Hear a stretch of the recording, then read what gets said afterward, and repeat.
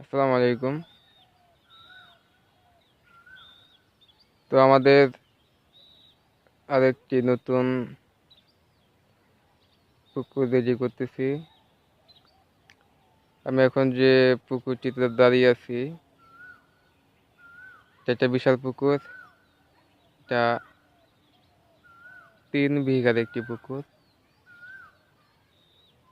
তো আমরা এই পুকুরটা গত মাসে আর কি নিছি। তো কিছু কাজ বাকি ছিল, সেই কাজগুলা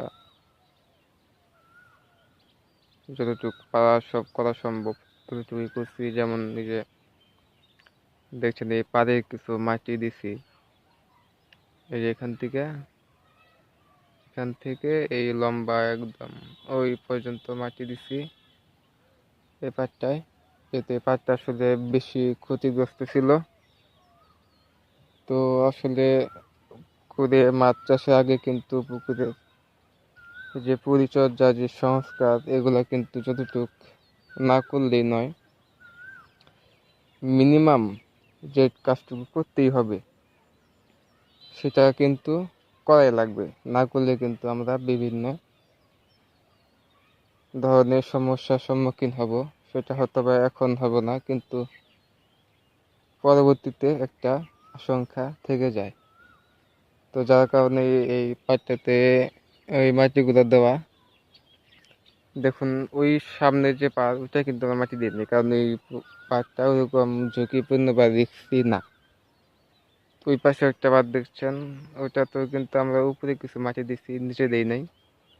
তো আসলে যেখানে যেরকম আসলে মাটি দেওয়া দরকার ততটুকু মাটি দিছি। তো দেখতে পাচ্ছেন এই পুকুরটা কিন্তু একদম শুকিয়ে চৌচির হয়ে গেছে আর কি। বা চৈত্র মাসে যে মাটি শুকিয়ে চৌচির হয়ে যায় আমরা, তো সেরকমই কিন্তু একদম দেখেন সাদা একদম ময়দান দেখা যাচ্ছে। তো এটা 3 বিঘার একটি পুকুর। এটা হচ্ছে আমাদের 3 নম্বর পুকুর। আমাদের ফার্স্ট যে পুকুর সেটা হচ্ছে 2 বিঘা। আমাদের সেকেন্ড যে পুকুর সেটা হচ্ছে 1 বিঘার পুকুর। এবং এটা আমাদের থার্ড মানে 3 নম্বর, এই পুকুরটি হচ্ছে 3 বিঘা। তো এটা আমরা প্রায় 1.5 লক্ষ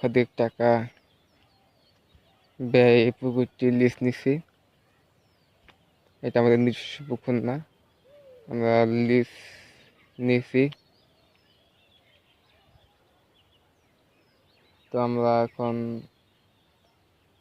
এটাতে আর একটু কিছু কাজ করব, করার পরে ইনশাল্লাহ মাছ ছেড়ে দেবো।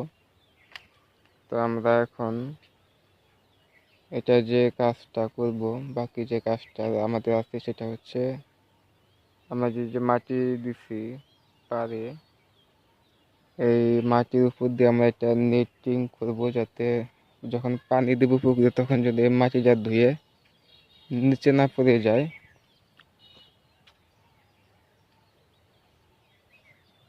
তো তারপরে কিন্তু আমরা এই পুকুরটা চুন দিয়ে দেবো, এবং চুনটা আমরা সপ্তাহখানেক রাখবো। তারপরে কিন্তু আমরা পুকুরে পানি ভরাট করে দেবো, এবং পানি ভরাট করে দিয়ে আমরা আবার কিছু জৈব এবং অজৈব সার প্রয়োগ করবো, এবং হালকা কিছু মেডিসিন দিতে পারি। তো এটা দিয়ে কিন্তু আবার আমরা সপ্তাহখানি ওয়েট করব। তারপর যখন আমাদের পানির কালারটা চলে আসবে পুকুরে, তখন কিন্তু আমরা মাছটা ছেড়ে দেব।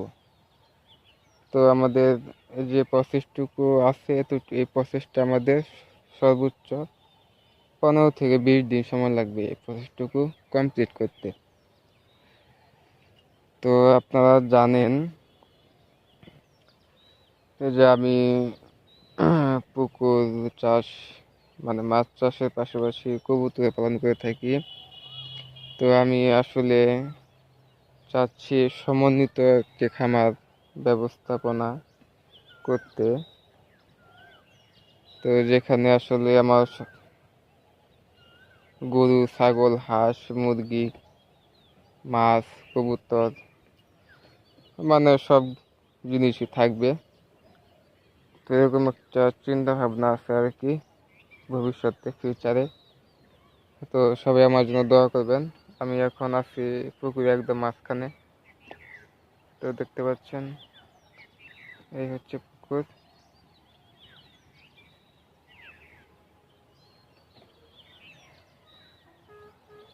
এই হচ্ছে আমার পুকুরের দুই সাইডে আর দুটি পুকুর আছে। ওই যে ওই পাড়ের ওই পাশে একটি 4 বিঘা পুকুর এবং এই পাশে একটি আছে 2 বিঘা পুকুর। তো সবাই ভালো থাকবেন, সুস্থ থাকবেন আর আমার জন্য দোয়া করবেন। আমি যেন আমার মনের যে কাঙ্ক্ষিত প্রত্যাশা আছে, যেগুলো আমি চিন্তা করি, স্বপ্ন দেখি, সেগুলো বাস্তবায়ন করতে পারি। তো সবাই ভালো থাকবেন। আসসালামু আলাইকুম।